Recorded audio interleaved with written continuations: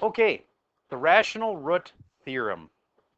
What this does is tells us basically what numbers to put into synthetic. Like, for instance, we've always been telling you, put a 3 in here, and then you'd get the rest of the numbers from your equation, like 1, 2, -5, or whatever. Remember the setup for synthetic from yesterday? Okay, but we were always telling you what number to put in here. There's two ways to get that number. You can get it from a calculator, or you can use this thing called the rational root theorem. So first, let's do a couple where we're just going to plain old-fashioned do the synthetic problem. And I need to pause for a second to find one. Okay, everybody take a look at this one. And I want to do it both with synthetic and long. But if we just want to make sure this thing really works, which one's quicker to get the answer? Synthetic. So everybody try this with synthetic. You have this little box, and then you have a line like this. What goes in the box in this case? 5. Use the opposite of the thing that would make that equal 0 is a way to say it.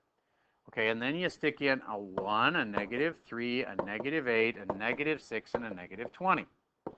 Because those are the coefficients. And I'm looking to make sure I have a 4 and a 3 and a 2 and a 1 and a normal number. If there's any of those missing, you got to add a placeholder.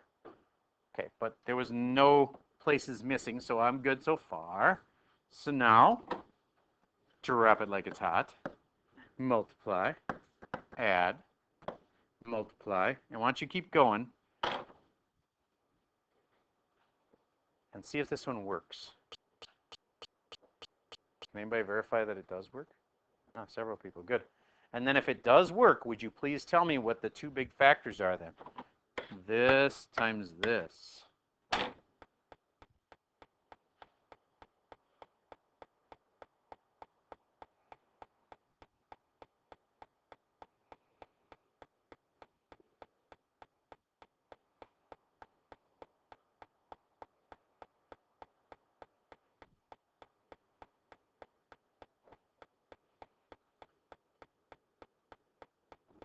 Okay, I'm going to continue this one. 5 times 2 makes 10. Add them, I get a 2. Multiply them, I get a 10. Add them, I get a 4. Multiply them, I get a 20. It worked. Awesome. And that last one kind of gets cut off because you never put the 0 in your equation. But this comes down and becomes an x minus 5. This part right here comes down and becomes, well, the last number, I like to do it from the end back to the beginning. The last number is a positive 4. The one before that is a 2x. The one in front of that is a 2x squared. And then this one right here gives me an x to the third. I need little pluses in between. And there we go. Okay. Now, here's the trick. You're not done yet. It can be factored again. You remember factor, divide, and conquer kind? Factor it again. And then if you can factor it even again after that, do it. Factor it all the way. I'll pause for a second while you give that a try. Okay, I'm recording again, and I'm going to remind you how to do divide and conquer. Hopefully you already knew it, but this is the first part, and I just see if I can factor that first part. So the first part has an x squared in both of them, so that comes down to x plus 2. This part can be factored, and that part has a 2 in both of them, plus 2x plus 2, that. And then the x plus 2's come to the front, and I have x plus 2, and whatever's left, x squared plus 2. Sweet. Now I can make this an x minus 5. Don't forget to bring that all the way down. And there we have it. Now, could you factor it one more time, sort of, with eyes? Yes, you could. Do you have to? No. We allow this to be done, but for the smarty pantses, they know that you could factor that. And so it would have been okay if you had brought these down, x minus 5 and x plus 2, and then I bet you, now that I tell you it can be factored, I bet you could do it. X, and what else has to be there? The square root of 2 has to be there, correct. What else? An I has to be there. And last but not least, a plus and a minus. There we go. Now, it's kind of cool if you do it that way, because you know what the most common mistake is? Not getting enough answers. These are my real roots, 5 and negative 2. These are my imaginary roots, I root 2 and negative I root 2. Do you see how I clearly have 4 answers? When people don't factor this last one, they think that there's one answer for this, one answer for this, and one answer for that, and they give me 3 answers. When they're not supposed to, they're supposed to be giving me 4 answers because the original problem had a 4 in it. So it's awesome if you can do that last factoring step, but it is not required. Okay? All right. So now, did we figure out that this thing could factor? Then synthetic worked for us to like get it done. But could it have been done with long? Yes. I need you to practice long too, because there are some problems that can't be done with synthetic. So I want you to try doing long division to conquer this same exact problem. We already know the answer, so it'll be a little easier in that respect. So try long division. Now in this one, you better have a blank piece of paper because it's going to be a long page worth of stuff. Okay, so the dividend goes in the den.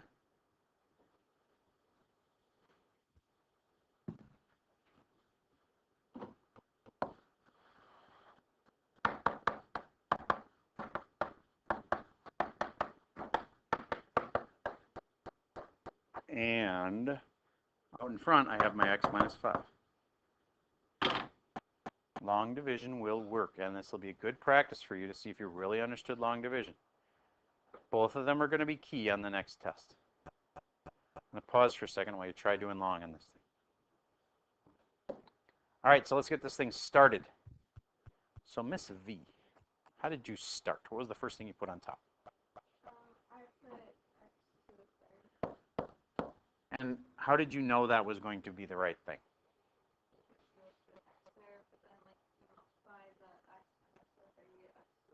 And this gets multiplied, you get an x to the 4th. Perfect, yes. And you're right that if you didn't know what else to start with, you'd start with an x and see if it's not big enough, then you have to make it bigger, like an x squared or an x to the 3rd. Okay, good. So then this gets multiplied and we get negative 5x to the 3rd. And then why do I have to be careful right here? Yes? Have to flip the signs. That's the #1 mistake people make in these. They forget to switch this to negative and that to positive. Okay, now these guys can go together and I get 2x to the 3rd. Miss S, tell me what to do next. I only have one thing. I'm kind of confused. Yes, bring down the negative 8x squared. Okay. Now I can say what goes here that makes this work. And now, if it's okay with you, I'm going to kick it into high speed mode. And x to the 3rd was here. So I'm going to say, okay, normally you say x, and then if x isn't big enough, you put something more. So I'm going to say 2x squared. I'm going to say plus. Multiplying this out, 2x squared times the x, 2x to the 3rd. 2x squared times the negative 5 makes negative 10x squared. Draw a line, opposite, opposite. This becomes canceled. This becomes 2x squared. Then I bring down the negative 6x. And then I'm going to put something up here. I need to find something that'll make 2x squared. So I put a 2 here, and then that gives me 2x. I need a 2x. 2x times x makes 2x squared. And then 2x times the negative 5 makes negative 10x. And then I draw a line, and then I do opposite, opposite. And then this cancels, and then this becomes 4x. And then I bring down a minus 20. And then I put a 4 here, and 4 times x is 4x, and 4 times negative 5 is negative 20, and they match perfectly so that when I change the signs, this makes 0 and 0, and it worked. Yay. Raise your hand if you had that one right. Okay, good. You get long and synthetic. That is like half the battle. Like honestly, right there, you could probably take the test, except for one more thing, and that's, remember, we told you what to put here. We said use this, x minus 5. What if we don't tell you that? What if we just say factor this? And we only give you that part. How are you supposed to know what could possibly be this part? That's what I'm teaching you today, is how to figure out what could be a root. So the rational root theorem is the thing that we use. In math, theorems are very handy. Sorry, I need to get to a different slide, so I'm going to pause a second. And here is the rational root theorem. Another technique to break a polynomial into factors is called the rational root theorem. You can use the rational root theorem to get a list of possible factors to start the problem. In other words, we don't know for sure what to start with, so we use this technique, and then when we're done, we know the possible factors. And then, this is the part I was telling you about before. You know, we have to check like a whole bunch of things with synthetic to see if they work. We don't know for sure what goes into it, but the rational root theorem tells us a bunch of things, one of which is right. From there, it's guess and check. Guess, I have a feeling it's going to be -2. And so you stick -2 in the little box, and you do synthetic with that. And that didn't work. And then you try +2 in the box, and then that didn't work. That's why synthetic's pretty handy for these. So, all right, so how do you get this list of possible factors? I'd call it F-con over F-co. If I were you, I'd take notes on this. It's the factors of the constant divided by the factors of the coefficient. The lead coefficient, to be exact. This is the constant. The constant's the number at the end. It is constant because it is not changing. It doesn't have a variable. So that's the constant. The factors of that constant are 1, 2, and 4. And why did I say plus and minus? Because if it's a -4, do you get there could be a -1 involved? -1 times 4 makes -4? Okay, so you'll always use plus and minus of all your factors. So those are the factors of the constant, and you divide them by the factors of the leading coefficient. 1 is really easy. It's only got 2 factors, 1 and -1. Why? Because -1 times -1 equals 1. So the factors are technically, we've never been doing this before. Like if I said, what are the factors of 12? You might go like 4 and 3. Technically, -4 and -3 are also factors. All right, so anyway, we were kind of glossing over that before because we really didn't need it. Now we need them. So it's the positive and the negative of everything. Just try to remember that. At the very end, just put a plus and minus on everything. Okay, so let's do one here. The factors of this are 1, 2, and 4, and the factors of the coefficient are 1, and we take F-con, the constant ones, they go on top, over F-co, and there it is. There's your cryptic answer. Everything has to get divided by +1, and everything has to get divided by -1. Do you get, since I have a plus and a minus already of everything, that I really don't need to divide by 1 and divide by -1 because I already have all the answers to that? But if this had been like a 2, I would have had to actually take 1 and divide it by 2, and 2 and divide it by 2, and 4 and divide it by 2. I'd have to divide by whatever's down there. But there's just a 1 down there. So since I'm dividing by 1, it doesn't really matter. So those are my factors. So if I was trying to use synthetic on this, either 1 or 2 or 4 are it. It has to be either 1 or 2 or 4. Or -1 or -2 or -4. There's 6 things you have to check. Isn't that a pain in the butt? I've got a way that's going to make your life better, though. Remember me saying we needed calculators?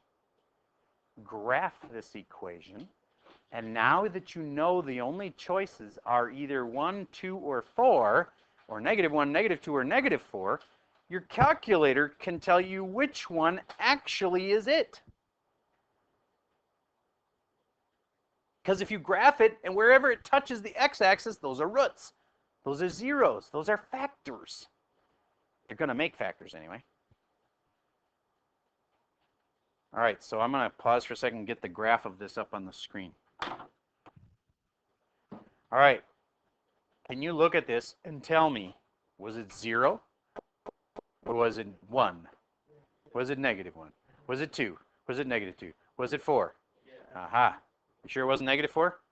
Yeah, I'm sure it was 4. So 4 is the thing that we could put into our synthetic and use it to factor this.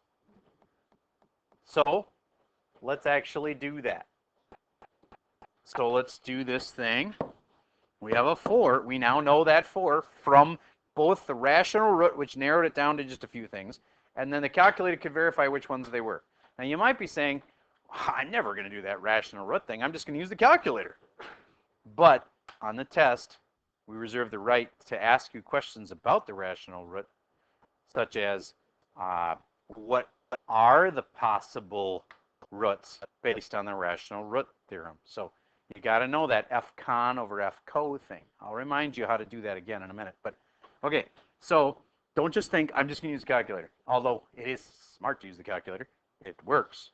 Okay, so now we know 4 from the calculator is a root. And then what were the numbers? Help me out. What was the numbers to go here? 1, -4. Like that? Okay, cool. Everybody do that quick and you will be factoring. Got an answer or a question? Hold on just a second. Okay, drop it like it's hot. Drop it like it's hot. Multiply that. 4, add them, 0. Multiply them, 0. Add them, 1. Multiply them, 4. Add them, 0. It ended with a 0. That's a good thing. There's no remainder. So final answer, bring this puppy down. X minus 4 times, what's this guy? 0 x's, that's weird. And this is x squareds. X squared plus 0x plus 1. Do you really have to say plus 0x? No. But you should say x minus 4 and x squared plus 1. Now let me challenge you with something. Try to be the kid that can handle that last kind of factoring, because then it also answers the roots question. They're going to ask you, what are the roots? What are the zeros? So you're going to have to do this anyway. You know what I mean? Like you could stop right here and you could say that's factored all the way. But if you can handle it, factor it that one more time, because then you're getting the answers you're going to need anyway, which are what are the imaginary roots. So this is x, this is x. What do I need in my answer? A plus and a minus, good. And then what else do I need?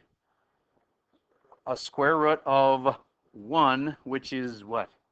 1. And since this is a plus right here, it has to be an I. Let me prove it. If you thought you've done right here, and why do I even need the I? Multiply it out. You'll get an answer with a negative right here, and that's why we have to have the I. Do you have to say 1I? No. You can just say I. So final answer, the roots are 4, and that one's real because it doesn't have an I on it. And negative I for this one and positive I for that one. 1I and I are the same thing. So look I got 4, no, I got 3 answers, and it was a problem with a power of 3 in it. Does that make sense to you that we had a power of 3 and we get 3 answers? Okay, cool. That kind of pulls it all together. Now, the only thing I feel like you might be able to sketch you on, anybody can type numbers in calculator and see the graph and go, oh, it's going through 6. That's not hard. But the rational root theorem part might get you. So let's practice that a little bit more. Let's say I had this 2x squared, x to the third, plus 3x squared minus x plus 2. F-con over F-co. If you can just remember that and say it to yourself, you have the rational root theorem in your head. It's the factors of the constant over the factors of the coefficient. F-con over F-co. Then you have to, once you have them all, you got to divide them all by the factors of the coefficient. And try to make a list for me. I'll give you a hint. There are, with the pluses and minuses included, the neighborhood of 12 answers for this when you include the pluses and the minuses. Okay, so it's a big, hard, scary problem. How do you do it? One step at a time. Mr. R in the black shirt this time. What are the factors of the constant? Factors of that. Making it more complicated than it is. Just the factors of 2. How do you make a 2? Yeah, 1 and 2. That's it. 1 and 2. But don't forget that the negatives, there you go. So I'm going to put a plus and minus in front of both of them. That's the factors of the constant in the front row. Or factors of the coefficient. Same thing. Now, all 4 numbers on top have to get divided by both 1, which just makes them the same thing as they were, and -1, and by 2, and by -2.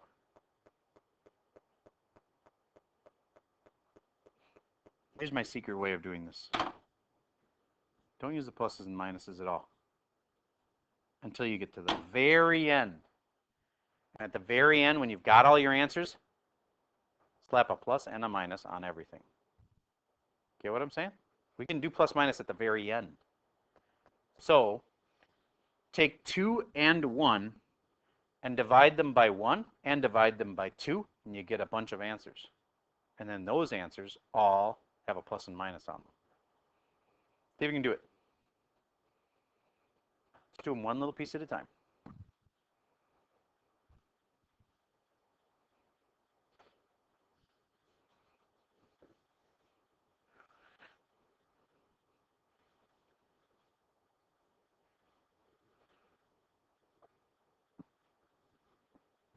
Okay, I'm going to take this one, 2. So I take 2, and what do I do with it again? Divided by 2. 2 divided by 2, I'm going to actually write it like this. 2 divided by 2 gives me 1. And then I take the 2 and I divide it by 1. And 2 divided by 1 gives me 2. Then I take the 1 and divide it by 2. And 1 divided by 2 gives me 1/2. Just leave it that way. And then I take the 1, divide it by 1. And 1 divided by 1 gives me 1 again. So my answers were 1, 2, 1/2, and 1 again. Do you really think I need to list 1 twice? No, that's kind of dumb. So there's my answers. Well, there's only 3 of them. Yes? I have to do the negatives of all of them. So you slap a plus and a minus on each of them. And I thought there was 12. I had thought there was more than there really is. I was thinking that there was 6, and then I doubled it because I was thinking of the plus and minus thing. So anyway, there is actually just 6. Those are the 6 answers. Plus and minus 1, plus and minus 2, and plus and minus 1/2. All right, I'm going to give you one more. See if you can give me what are these things. Again, what are these things? They're the things we could put into synthetic. Like I could try 1 now and see if it works. I could try 2 now and see if it works. I could try -2 and see if it works. I could try 1/2. We've never done a fraction up here, but we could have a half and see if it works. And they do sometimes. All right, so here's another equation. 5x to the 3rd minus 2x minus 7. What are the possible things you could use in synthetic? The possible roots for this thing. F-con over F-co. Unfortunately, I won't be here to say that to you during the test. You'll have to be memorizing yourself. F-con over F-co.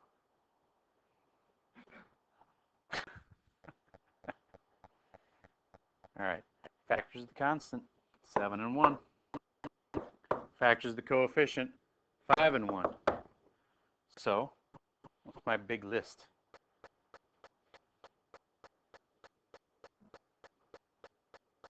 What's one thing that's in my final answer?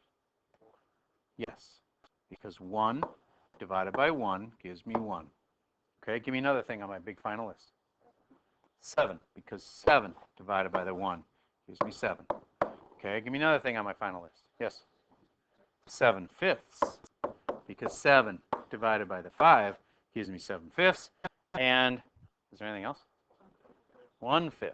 1 divided by the 5 gives me 1/5. And a really common answer is that, and it's wrong. What's forgotten? Plus and minus. Plus and minus, plus and minus, plus and minus, plus and minus. There we go. So there's 1, 2, 3, 4, 5, 6, 7, 8. 8 answers for that one. How do you know which one's right? For sure, if you're allowed a calculator, which I think you're allowed a calculator on the whole thing. You grab the calculator, you type it in, and you see where does it touch. And sometimes it's handy to know ahead of time that, oh, it's supposed to touch around 7. If it's touching out there near 7, you're like, oh, it's got to be 7 then. You know what I mean? Instead of having to zoom in and try to figure out exactly where is this touching on my calculator. I know there's a 7 on my list, so it's probably the 7. You can use trace. You can use trace, and you can, table might not be as easy to find it, but you could yes, you could use table. Yes. Okay, so that's FCon over FCO, which is called the rational root theorem. And supplementing with the calculator is kind of cheating. One year, we didn't allow the kids to use the calculator. They had to just check through all of those and find which one worked. Okay, so you'd have 8 things to check.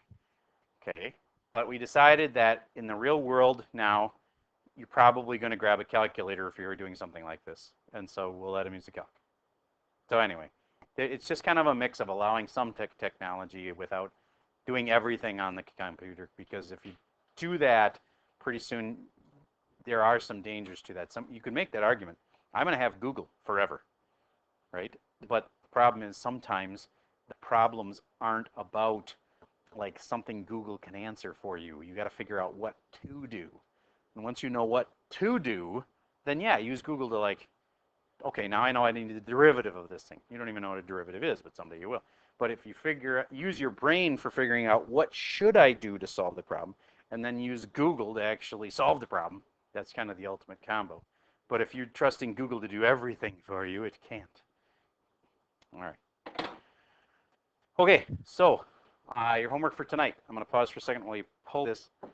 All right, so this is where our homework comes from.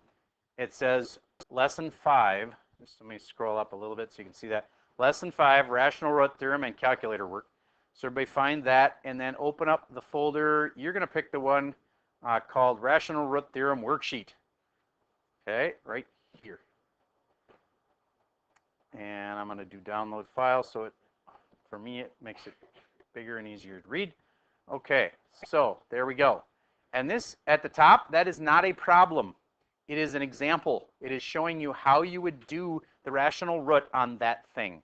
So in case you forgot what I told you, it's right there at the top of the worksheet, and it shows you, here's an example one, and here's the possible answers for this problem. Okay, so don't try to do that. That's already done. Okay, now move to number 1. List all the possible roots for the following polynomials. Now, I'm not going to have you do everything here. I'm going to have you skip a few. Let's see.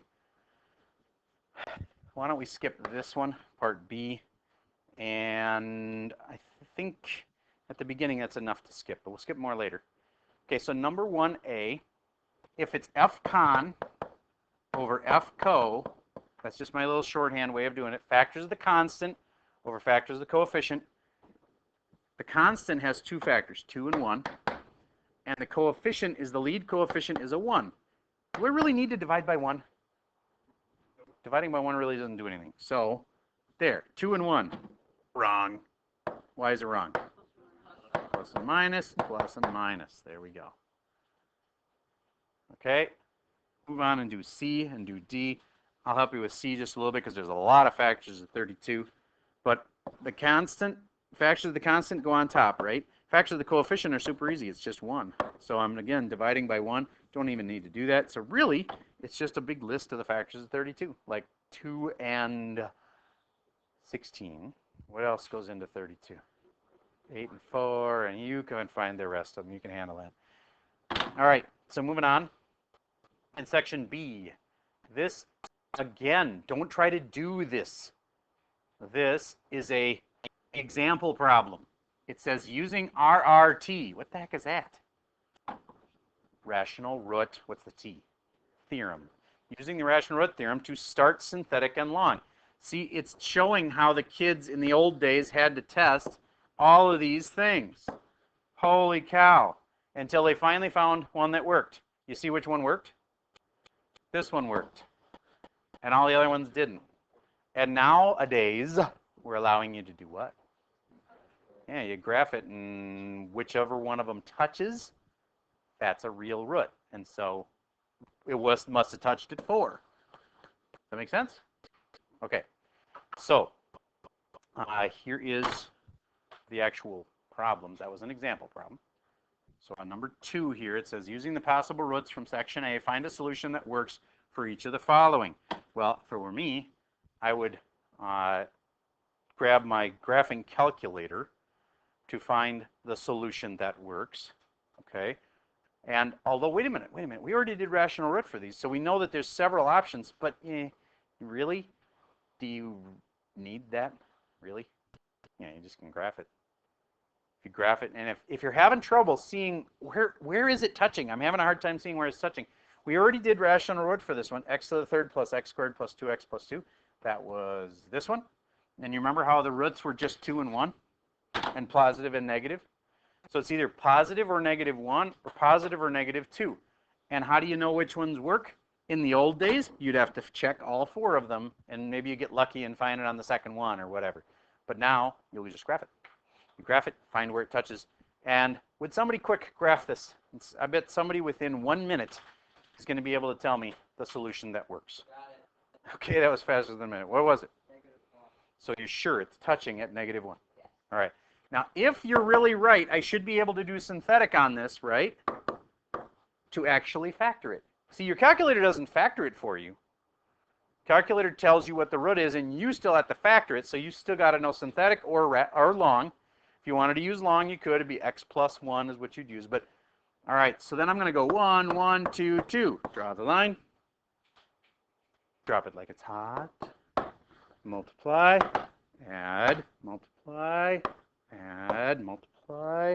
It worked. You're right. I didn't know if I should trust you, but I should have. All right. And then this tells me x plus 1. This tells me x's and x squareds. There we go. X squared plus 0x. Do I have to write that? No. Plus 2. Then, if it's x plus 1 and x squared plus 2, I think you should try to be the bigger person who can handle factoring it all the way. X plus 1, and then, come on, you should be able to snap this off. What is it? X and x, plus and minus, keep going. I and I, square root 2, square root 2. Very nice. There, it's factored all the way. Okay, and now the cool part is I know my real and imaginaries because I factored it all the way. The real ones, -1. The imaginaries are there and there.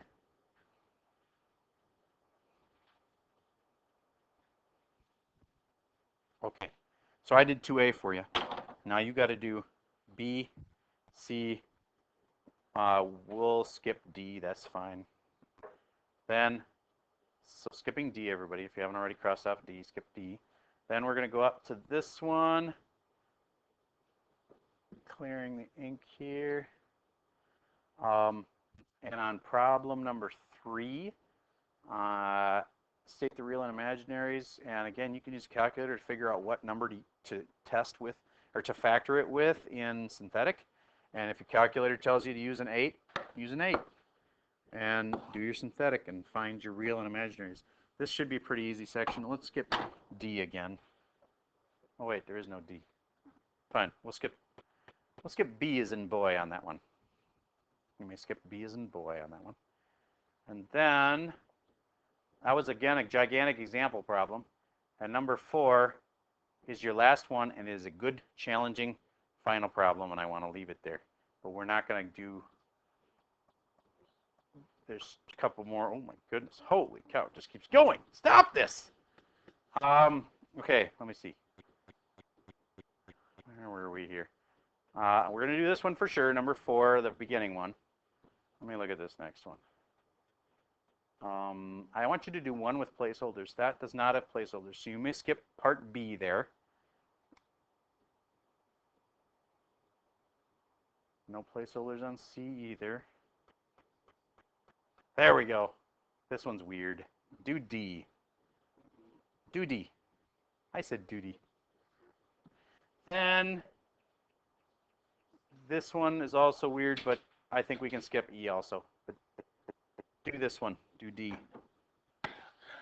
All right. I think that's a long enough assignment for you to keep you busy over the weekend. And so I'm going to see if I have a question here. I'm going to pause for a second while I hear that.